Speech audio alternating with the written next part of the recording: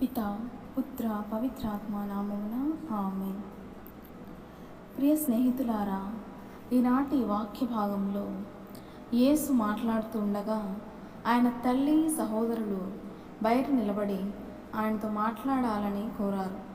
అప్పుడు యేసు ఇలా అంటున్నారు: ఎవడు పరలోకమందున నా తండ్రి చిత్తమును నెరవేర్చుతాడో వారే నా సహోదరుడు, నా సహోదరి, నా తల్లి అని మనము మత్తయి 12:50 చూస్తూ ఉన్నాం.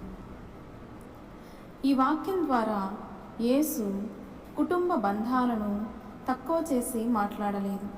ఆయన దేవుని చిత్తాన్ని అనుసరించే ఆత్మీయ కుటుంబం ఎంత గొప్పదో బోధించారు.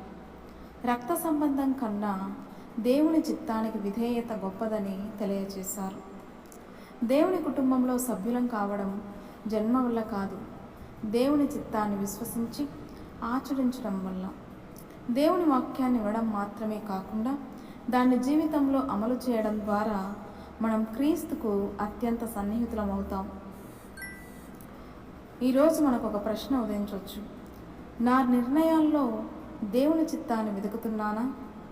దేవుని వాక్యాన్ని వినడమే కాక దానికి విధేయంగా జీవిస్తున్నానా?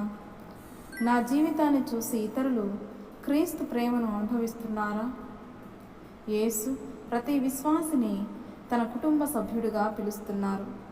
ఇది గొప్ప గౌరవం మాత్రమే కాదు, బాధ్యత కూడా. ఆయన చిత్తాన్ని అనుసరిస్తూ ప్రేమ, క్షమ, వినయం, సేవతో జీవించినప్పుడు మనం నిజంగా ఆయన కుటుంబానికి చెందిన వారమని ప్రపంచానికి తెలియజేస్తాం. ప్రియమైన మా యేసయ్య, నీ చిత్తాన్ని తెలుసుకొని దానికి విధేయంగా జీవించే హృదయాన్ని మాకు అనుగ్రహించుము. మీ వాక్యాన్ని వినడమే కాకుండా ప్రతిరోజు ఆచరించే కృపను ప్రసాదించండి.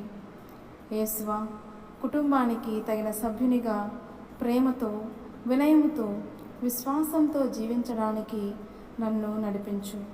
యేసు నామములో ప్రార్థిస్తున్నాం తండ్రి, ఆమేన్.